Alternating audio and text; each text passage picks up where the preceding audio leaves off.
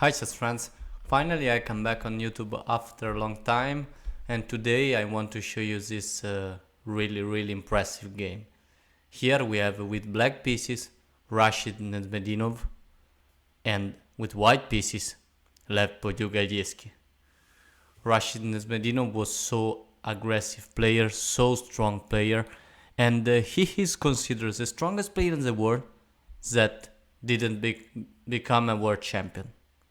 He's so aggressive, so attacking player, a lot of sacrifice on the board, and this is one of best game of Rashid.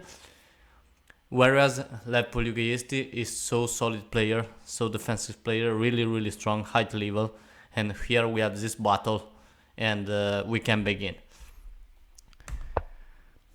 Polugaevsky opened with d4, and Rashid opens with knight f6. We have c4 to control this the d5 square, and now we have d6. Knight c3 to control more d5 square, and now e5, e4, and now e capture for d4, queen capture for d4, and now typical move. You want to develop a piece, gaining a time. Knight c6. In this way, black develops a piece and attacks the white queen. So we have queen d2 come back, and now g6 to prepare fianchetto g7 square. We have b3 to counter-attack on the same diagonal, and now, like prevented, bishop g7 and bishop b2. And now when this knight will move, we have tension on this diagonal. Can you see this? This bishop are so strong on the g7 and a2. They attack both and cut the chessboard like a knife. So beautiful. The attack that can be on this diagonal on the time, because the knight can jump, and there can be some discover attack, okay, in the future. We have castle by Rashid, and now bishop d3. Develop a bishop to control the e4. We have knight g4, really aggressive move. In this way, this knight jump here, controls the f2 square, maybe some sacrifice, some attack in the future. And in this way, the queen can join to the attack with queen h4 and come here, and in this way to pressure on f2. Really beautiful idea. We have knight e2 by Polugaevsky to prepare a castle, and queen h4 like prevented. And now you can simply castle. If you castle, it's blunder, it's checkmate in 1, queen for h2. So in this way, Rashid prevents the castle by white. So we have a knight g3. And now we have knight d5. It's not a good move, something like this, because here this knight would be pinned. It's not so bad move, but this knight here can be moved. And here, for example, computer suggests something like knight d5, and the game continue. But it's not so a good move, because here how can you move this knight? And you can play something like knight here check, because here white can simply capture, and you can capture the queen because knight defends the rook. You can capture the rook because knight defends the rook, so you can do this. So think before to grab a pawn, okay? You can't grab this pawn, it's not so good move. Here you have a better move, and you have to play f5, but here Rashid play knight e5 to come back and close again this diagonal. We have a castle by white, and now, like we said, f5. Now we have f3, and now bishop h6. This bishop here changes the diagonal to attack, and this queen is now a target. So Polugaevsky has to move the queen. Queen d1, and now f4, really aggressive pushing, and this knight is attack, so you have to move the knight, and here we have a knight e2 coming back, and now g5 by Rashid. I told you, Rashid is so aggressive, so he doesn't care about the defense of his black king. He want to push g4, g3, g5 pawn, g4, with the idea to push again, and this beautiful f4, f3, with the idea to crush the defense of white king. And it's so beautiful style of chess, and I love this player because it's so aggressive, so creative. So what a player. And we have knight d5 by Polugaevsky, and now g4, like prevent it, to crush the defense. We have g3 to attack dark queen, and now we have f capture for g3, h capture for g3. Now black queen is attacked, and now queen h3, a really aggressive square for the black queen, and now we have f4. You have to close this diagonal. You can do something like this. It's not so good because here could follow something like bishop capture for g4, and now this bishop is so strong, this knight will jump on f3. You can't hold all this pressure. Simply you can capture this knight, but knight for e5, and other knight will jump here. So the position here is completely winning for white. Here computer suggests something like this, but here you gain the quality, and you can do nothing because this knight can jump here. The computer suggests a lot of different moves. You can simply capture this bishop, so not a way to continue this game. So here we have the best move by white. We have f4. Is not easy position for white, but is not completely losing position. Here white could steal a draw, maybe. Okay, it's really difficult to play this position against a master of attack, Rashid Nezhmetdinov. So here we have bishop e6 to attack this knight. You want to remove a defensor of white king, because this knight can maybe come back here, can defend this pawn, so it's a good move. We have bishop c2 to in this way white come back with a bishop, because this knight, the idea maybe was to target this bishop, okay, in this way. So simply bishop c2. And now rook f7, with the idea maybe to play something like rook f8 and double up the rook on f5. I know what you are asking here. Why after this f4, black decide not to move the knight, the black knight. I forgot to mention this, because here if you capture this, follow simply bishop capture for d5, and after something like this, follow this beautiful bishop e3, and this is checkmate. You have to put the rook here, and this is simply checkmate. So what a beautiful combination tactics. The idea is with the bishop e6, after this you can remove the defender of e3, the knight defender in e3. So before you capture the knight, and only after you can come here and goes for the checkmate. So f45 is not allowed in this position. So we have bishop c2, and now rook f7. This strategy is continued. You can't do this because follow simply like I showed you before. Okay, same combination. So we have king f2. White has to escape with his king. Computer suggests that still it is a draw position, but we are near with the real beauty. Okay, We have Queen H2, really aggressive move, check, and now begins this wonderful king hunt. King E3.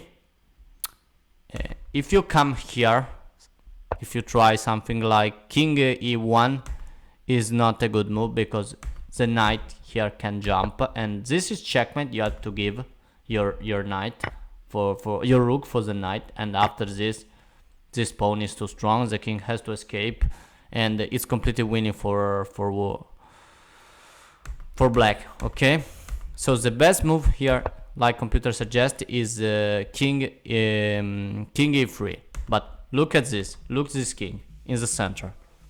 Now you have to continue the attack, and the best way is bishop capture for d5. We have c capture for d5, and now knight b4 to attack the light square bishop to control here. You can capture this knight because this pawn is pinned. The bishop, can you see this pin? Because the bishop controls this diagonal and could capture, would be check. So you can, and we have rook h1, and now it's the best moment of the game, I think.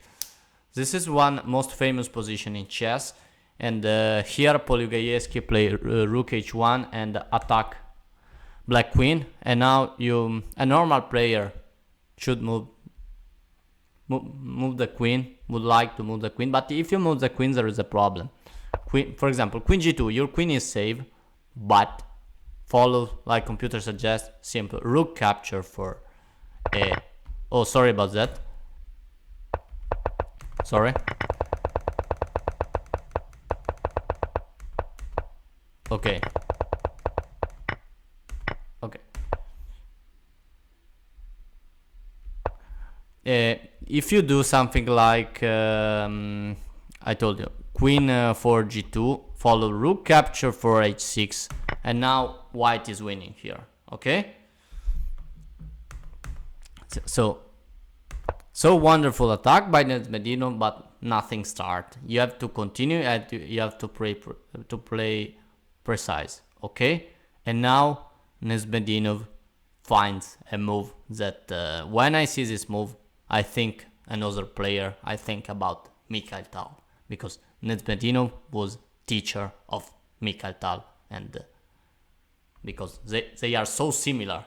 Tal was so more solid, stronger than Nezhmetdinov, but I think Tal has attacking style, sacrificing piece like Nezhmetdinov. Okay, and this is one of the best game. So let's go, because here we have not queen g2, but this crushing move.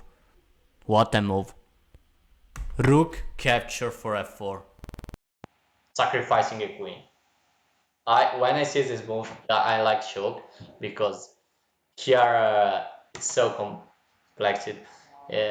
If you are thinking something like, for example, g capture for f4, no, it's not a good move. Queen comes, bishop capture for f4, knight capture for f4, and now this knight captures this bishop with check, and here you have to give the queen. If you don't give the queen, you want to move your king, but you have no square. Okay, this is this beautiful position, because this knight control d4 square, and this knight control d3 square, this knight control f3 square, and this queen control all this second rank, and the king is completely blocked. So you can move the queen, you have to give up your queen, and after queen captures, the position is completely winning. Okay, so here you can't capture the rook. This is the point. You can't capture the rook. If you do with the pawn, with the knight, doesn't change nothing. If you take capture with a knight, you lost the defense of g3 pawn, so it's a really bad position. And look at this position with some threat of checkmate in 7. This bishop can come here, completely crushing position. So we have rook capture for h2.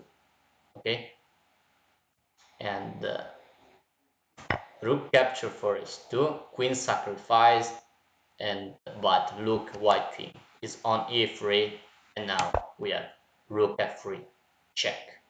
There is no square for double check, only square is d4 because this bishop got on this diagonal, and there is no way to escape, and this rook here controls the g2 square, so king has to come here, and now you have to continue the king hunt, and now we have this simply bishop g6. You also could do something like c5 check is also a good move, okay, but bishop g7. Now we have h4, and in this position we have a wonderful mate in 8. So if you want to enjoy to find this, because here we have king on d4, now this is the best way to do a mate in 8. We have c5 check, d capture en passant for d capture for c6, b capture for c6, and now c6 is coming. Doesn't care if you have no queen, because c6, c5 is coming. Okay, and this is a threat checkmate. Can you see this rook? Sorry, this rook is so beautiful. Controls the third rank, and c5 is coming, and this will be checkmate. And now bishop capture. No, sorry, bishop d3. Polugaevsky tried to escape. If you want to bring the king on d3 maybe, and only then after d3 come here, but here there is a knight. You can do nothing, and here we have simply knight capture for e3, and this beautiful bishop now is fully operational and is check. So we have king c4, and now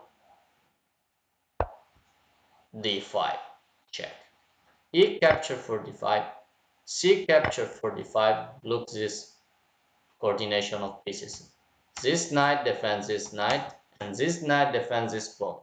This bishop at this diagonal, and look at this nice control, the c5 square, and there is only square b5, but now last piece is activated, rook b8 check, and there is no square because this knight controls the c6 square and a6 square, and the white king has to come here, king a5, and now we have knight c6 check, only square is here, white resign because only square is a6, and after this you have checkmate in 1. Look at this, simply rook b6 check. And what a king hunt. Can you see? This king was on g1 square and arrived on a6 square with this wonderful checkmate. All begins with, I want to show you again, so beautiful. All begins with this queen sacrifice. What a way to see this position, to figure out this position, because here rook capture for f4, and now king hunt, rook f3 check, king d4, and now king c4, king b5, king a5, and now king b6, and checkmate with rook b6. So yeah, I hope this video enjoy you, and I'm really happy to come back here on YouTube, because I love chess and I love to do these videos, and I will show you some several wonderful games in the next day. So remember to follow me, to subscribe to my channel, to help me to continue this, and thank you really much. Thank you really much. So see you soon with another video. Bye bye.